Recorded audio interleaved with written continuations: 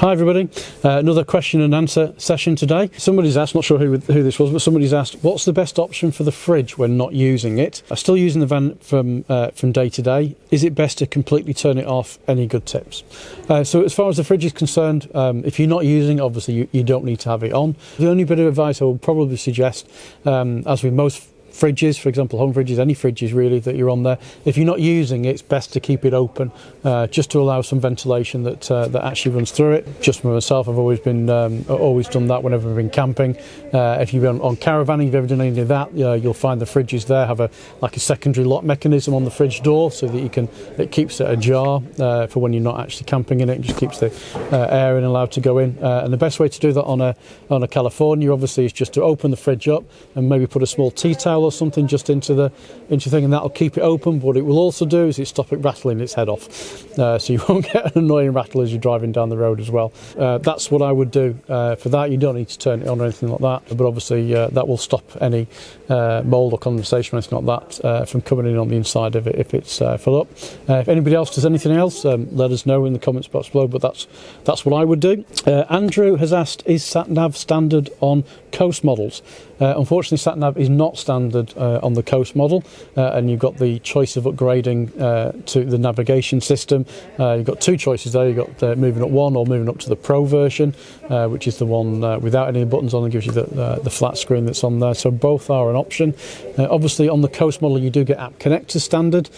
So if you want to connect your phone, for example, and then use SatNav from on there, you can do, which a lot of people do that. I think I've said it before, I use that a lot. I've got SatNav in my AMROP that's in there, but I'll be honest, I use Google Maps all the time. I just find it easier, plus everything's saved on my Google account, so it's nice and easy. As I said, if you want to upgrade, you can upgrade, but as standard, you don't get the navigation.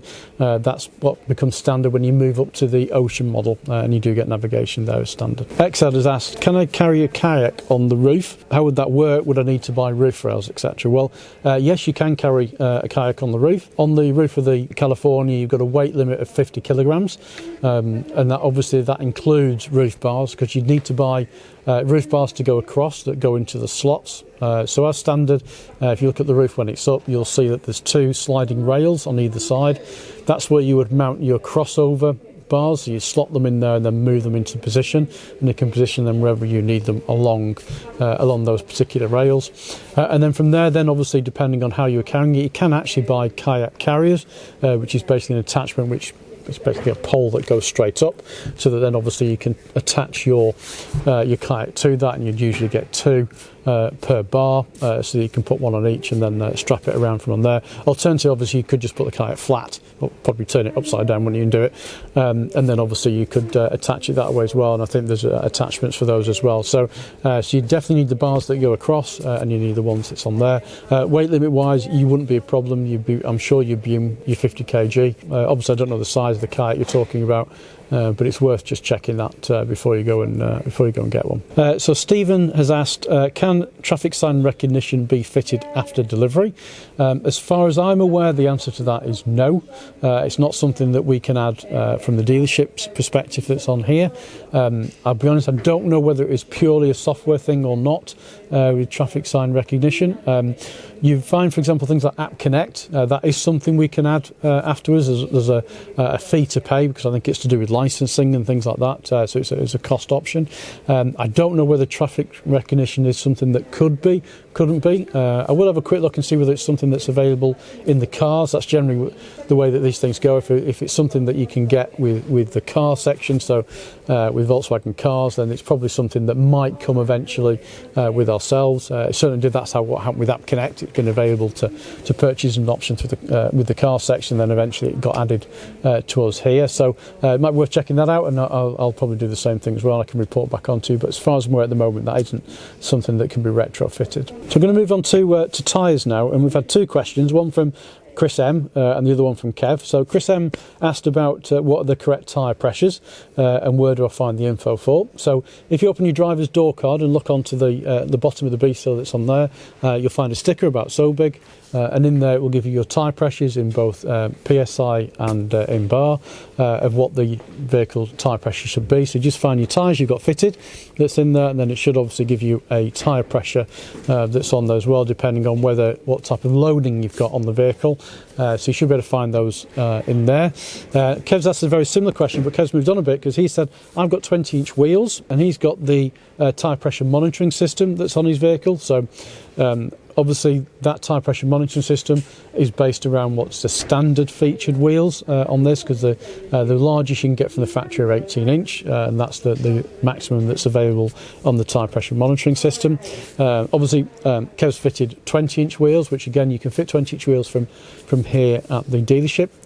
Now I've had 20-inch wheels fitted to a demonstrator I've had before, which was a Combi, which did have the tyre pressure monitoring system. And what I did, once those were fitted and the tyre pressures were set, I then reset the system, recalibrated the system, changed it to the highest pressure that was available on the drop down for the particular types of wheels, which still wasn't quite what it should have been within the tyre pressure monitoring. But however, I wasn't then getting any warning lights on my dash because it set it all round, so that was what it was working to. Obviously, once I did lose pressure on one of the wheels at any time, then that would obviously bring up a warning light. So I hope that kind of helps, Kevin. And so what I would probably do is change it, find the maximum one you can find from the drop down options that's in the tyre pressure monitoring system. Then when you know all your tyre pressures are set, recalibrate, reset the system to those particular ones to say that you've rechanged it, and hopefully then you won't get your warning system that's on there. If you do, let me know, and obviously I can have a look at it a little bit more detail. But as I said, the one that I had was a Combi, it wasn't a California. But that's what I did, and I didn't. That light then went off, and I never got the light coming back on that basis since then. Joanne asked about got an Ocean T6. You want to know if you can upgrade your wooden slats to the new spring style bed that's in the vehicle. Simple answer to that is I don't know. I have asked the question, and I'm going to have a look at the parts to see whether it is possible or not. I would imagine the cost will be quite expensive, because as far as I'm aware, we probably need to take the roof off to get to all the mechanisms that's in there to actually take it off. But effectively, as long as it's the same size, you probably can. I know, for example, that the canvas is the same between the 6 and the 6.1. So there's no real, obviously, with the big window opening at the front. But as far as I'm aware, they are interchangeable. So I'll let you know about that one. Probably in a few weeks' time, I might actually get the answers back and see whether it is something that you can change or not. So I've not been able to answer that fully, but we'll have a look at that for you. Final question was about a symbol on the dashboard, and I think this customer's might be having a problem wondering whether the batteries are being charged off the alternator.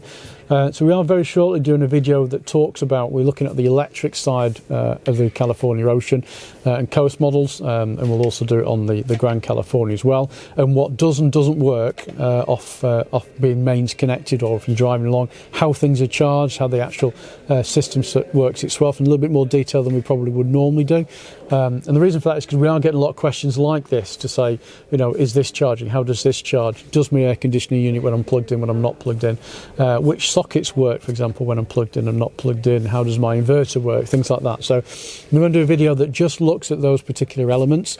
So we're kind of hoping that this would be answered then. But I think what you were trying to get at with the question was, I don't know whether you were having a problem with, you weren't sure whether it was charging or not. So basically with your with the vehicle, as the vehicle is driving along, your alternator is then obviously charging and putting a charge into the main battery on the actual vehicle that runs all the electrics on there, but it's also charging your leisure batteries as well as you're driving along.